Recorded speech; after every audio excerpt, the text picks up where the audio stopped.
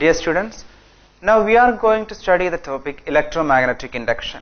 Electromagnetic induction is a wonderful phenomenon discovered by Michael Faraday. But before we discuss electromagnetic induction, we have to understand a small topic, magnetic flux. Magnetic flux through any surface is the number of magnetic field lines passing through the surface normally to it. Magnetic flux through any surface which is placed in a magnetic field is the number of magnetic field lines passing through the surface normally to it, and it is given by, magnetic flux is given by phi is equal to magnetic field into area.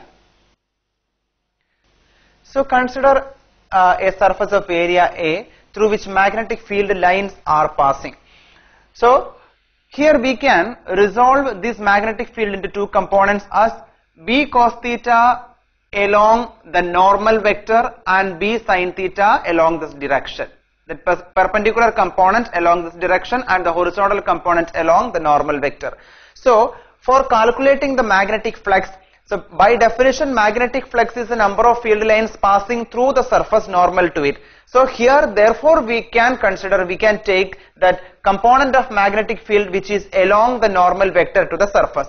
So phi is equal to B cos theta into area, or it is BA cos theta, or phi is equal to B dot A. So this is a dot product, therefore phi, the magnetic flux, is a scalar quantity, and from the definition itself magnetic flux means it's the number of magnetic field lines. So from that definition also we can understand flux is a scalar quantity. So phi is equal to B dot A. Now when phi is maximum, magnetic flux is maximum when theta is equal to 0 degree, because cos 0 is equal to 1. So when cos 0 is equal to 1, flux is equal to BA, that is maximum value of magnetic flux. When theta is equal to 90 degree, phi is minimum as cos 90 is equal to 0.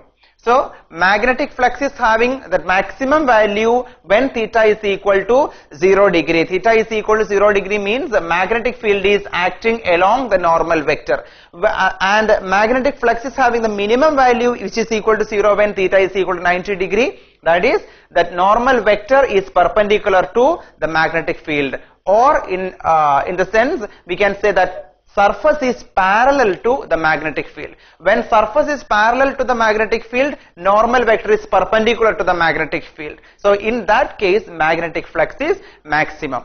Now SI unit of magnetic flux is Weber.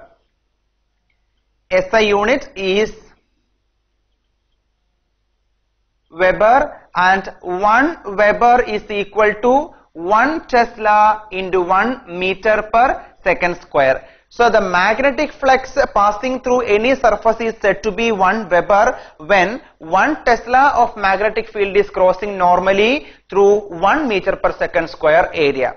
So SI unit of magnetic flux is Weber, and 1 Weber can be defined as the magnetic flux when 1 Tesla of magnetic field passes through an area of 1 meter per second square normally. And in CGS system the unit of magnetic flux is Maxwell. So 1 Maxwell is equal to 1 Gauss into 1 centimeter per second square. So Maxwell is the unit of magnetic flux in CGS system, and 1 Maxwell is the magnetic flux through a surface when 1 Gauss magnetic field passes through 1 centimeter per square area normally. So these are the units in SI system. Weber is the unit of magnetic flux. In CGS system, Maxwell is the unit of magnetic flux. So this is the case, this is the concept regarding magnetic flux. So electromagnetic induction is a phenomenon which is related to changing magnetic flux, or which happens when magnetic flux changes. So to understand, it is necessary to understand the concept of magnetic flux very clearly. So now we are going to understand what is electromagnetic induction. Electromagnetic induction is a phenomenon in which an EMF is induced in a circuit or a coil when there is a rate of change of magnetic flux linked with the coil or the circuit. In a coil or a circuit that is kept in a magnetic field, if the magnetic flux associated with it changes with respect to time, an EMF is induced in it. This phenomenon is known as electromagnetic induction, and it was discovered by Michael Faraday. And this discovery of electromagnetic induction has got very much importance because electromagnetic induction is connected to our everyday life. That is the basic principle. Electromagnetic induction is the basic principle of so many devices that we use today, especially generators and transformers. So we have to respect that person who is behind that great discovery in the history of physics. Now, electromagnetic induction is a phenomenon that happens when there is a change in magnetic flux linked with a circuit or a coil. So Michael Faraday discovered this phenomenon after conducting so many experiments. So we will see how he concluded to such a, here we will see how he came to such a conclusion about electromagnetic induction from these experiments. Here we have three figures. In the first one we can see there is a coil and a magnet nearby it, but the north pole of the magnet is moving towards the coil with a velocity v. So the galvanometer shows a deflection indicating a flow of current in it, that is in the anti-clockwise direction. In the second figure, the north pole is moving away from the coil and the galvanometer shows again a deflection, but in the opposite direction, in the clockwise direction. In the third figure, the magnet is kept nearby the coil and its velocity is 0, that means it is stationary. The galvanometer pointer is at the 0 position, it shows no deflection, that means there is no flow of current. So here you can see, again in the first figure you can see, when the north pole is moving towards the coil, more and more magnetic flux is entering the coil, so the rate of change of magnetic flux linked with the coil is increasing. So an EMF is induced. In the second case, north pole is moving away from the coil, so more and more field lines are leaving the coil, so the rate of change of magnetic flux linked with the coil decreases, and again there is an induced EMF or there is a deflection in the galvanometer. In the second case, the magnet is kept, in the third case, the magnet is kept near the coil and a large amount of flux is linked with the coil, but it is not varying. That amount of flux or the number of field lines passing through the coil is constant, it is a constant, and here we can see there is no deflection in the galvanometer. So what does it mean? EMF is induced in the coil or there is an induced current in the coil when there is a rate of change of magnetic flux. If we keep the magnetic flux a constant value, then there is no EMF induced in the coil. And Michael Faraday did one more thing. Instead of moving the magnet towards the coil, he moved the coil towards the magnet.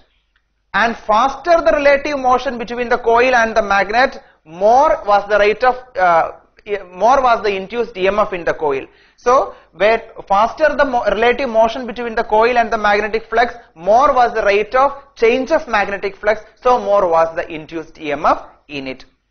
So when there is a rate of change of magnetic flux linked with a coil, an EMF is induced in it. When more faster the relative motion between the coil and the magnet, more was the induced EMF in the coil as more flux was linked with the coil. More was the rate of change of flux linked with the coil. And from all these experiments, all these points, Michael Faraday put forward two laws of electromagnetic induction. In the first law, he stated, electromagnetic induction is a phenomenon in which an EMF is induced in a coil or a circuit when the magnetic flux linked with the coil changes with respect to time and the EMF existed or it lasts as long as the rate of change of flux existed.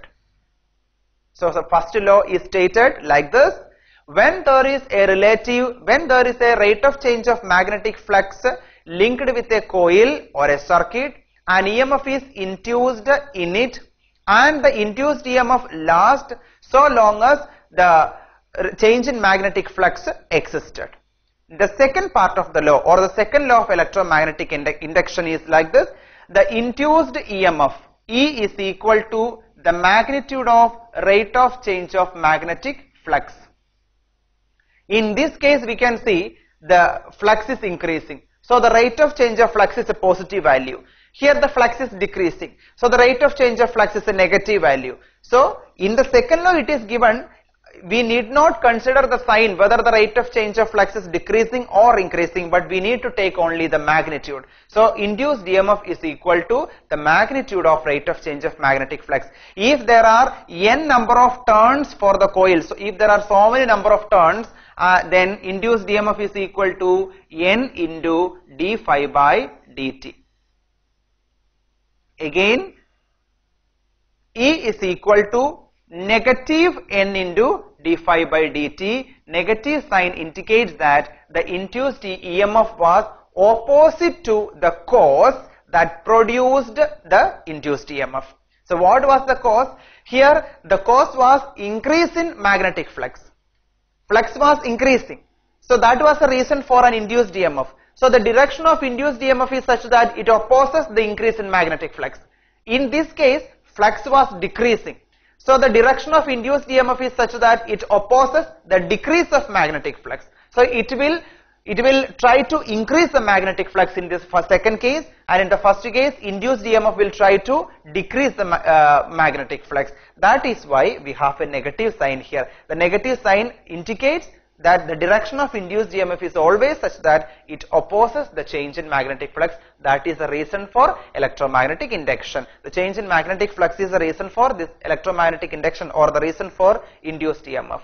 So this is about these are the two laws of electromagnetic induction.